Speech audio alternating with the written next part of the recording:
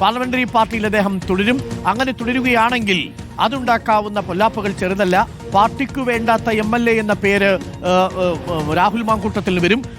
സ്വാഭാവികമായും ചോദ്യം ഇതാണ്, നോബൽ, BJPക്ക് അതൊരു മറ്റൊരു ആയുധമായി മാറില്ലേ?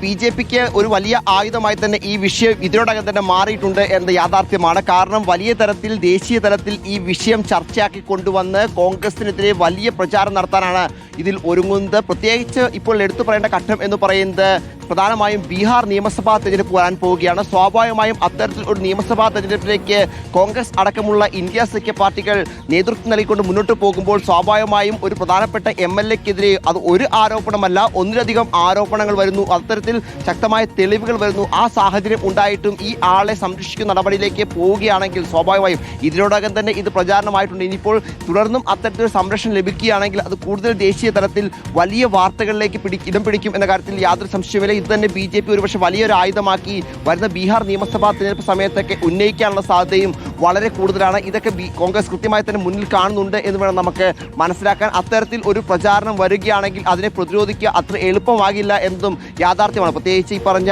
ഈ ബ്രിജ്ഭൂഷന്റെ പേരൊക്കെ നാട്ടിൽ മുകേഷിനെയും അതോടൊപ്പം മറ്റാളുകളുടെയൊക്കെ പേര് പറയുന്ന പോലെ പറയാമെന്നല്ലാതെ വലിയ തരത്തിൽ പ്രചാരണത്തിലേക്ക് അത് പോയി കഴിഞ്ഞാൽ ഒരുപക്ഷെ അത് കൂടുതൽ ഡാമേജുകൾ ദേശീയ തലത്തിലുണ്ടാക്കും. പ്രത്യേകിച്ച് പ്രിയങ്ക ഗാന്ധി കേരളത്തിലുള്ള MP കൂടിയാണ്. അത്തരത്തിലൊക്കെ ഒരുപാട് പ്രാധാന്യം ഈ വിഷയത്തിന് BJP നൽകും എന്ന കാര്യത്തിൽ യാതൊരു സംശയമില്ല. ഇപ്പോൾ രാഹുൽ മാങ്കൂട്ടത്തിലും രാഹുൽ ഗാന്ധിയും ഒപ്പം നിൽക്കുന്ന ദൃശ്യങ്ങൾ അടക്കം പങ്കുവെച്ചുകൊണ്ട് അല്ലെങ്കിൽ ഫോട്ടോകളടക്കം പങ്കുവെച്ചുകൊണ്ടാണ് ഇതിൽ BJP ഇപ്പോൾ പ്രചാരണം തുടങ്ങിയിരിക്കുന്നത്. സ്വാഭാവികമായും രാഹുൽ എന്ന തരത്തിൽ തന്നെയായിരിക്കും ഇത് കൊണ്ടുപോകാൻ പോകുന്നത്. അത്തരത്തിൽ അവർക്കിത് മുന്നോട്ട് കൊണ്ടുപോകാൻ കഴിയുകയും ചെയ്യും. എന്താണെങ്കിലും നിലവിലത്തെ സാഹചര്യത്തിൽ വലിയ തരത്തിൽ കോൺഗ്രസ് പ്രതിരോധത്തിലാണ് ഉള്ളത്. എന്താണെങ്കിലും ദേശീയ തലത്തിൽ ഈ വിഷയം വലിയ ചർച്ചയാകുന്നതോടെ കോൺഗ്രസിന് കൂടുതൽ ഇതിൽ സമ്മർദ്ദത്തിലാകും. കോൺഗ്രസ് ഇതിന് കൂടുതൽ പ്രതിരോധിക്കേണ്ട സാഹചര്യം. അത്തരത്തിൽ ദേശീയ തലത്തിൽ കൂടി കോൺഗ്രസ് നാണക്കേടുണ്ടാക്കുന്ന നടപടിയിലേക്ക് കാര്യങ്ങൾ മാറും എന്ന കാര്യത്തിലും സംശയമില്ല. ഇനിയിപ്പോൾ പ്രത്യേകിച്ച് പാർലമെന്റ് സമ്മേളനം കഴിഞ്ഞതുകൊണ്ട് അത്തരത്തിലുള്ള നടപടിയിലേക്ക് ഇനി പാർലമെന്റ് ചേരാൻ വർഷകാല സമ്മേളനം അവസാനിച്ചിപ്പോൾ ഇതുമായി ബന്ധപ്പെട്ട ശൈത്യകാല സമ്മേളനം മാത്രമാണുള്ളത്. പക്ഷേ എങ്കിൽ പോലും മറ്റ് ഇടങ്ങളിലൊക്കെ ഈ വിഷയം സജീവമായി തന്നെ നിർത്താനുള്ള നീക്കമാണ് BJP നടത്തുന്നത്. ഒരുപക്ഷെ തെരുവിൽ പ്രതിഷേധത്തിലേക്ക് വരെ പോകാനുള്ള സാധ്യത ഉണ്ട്.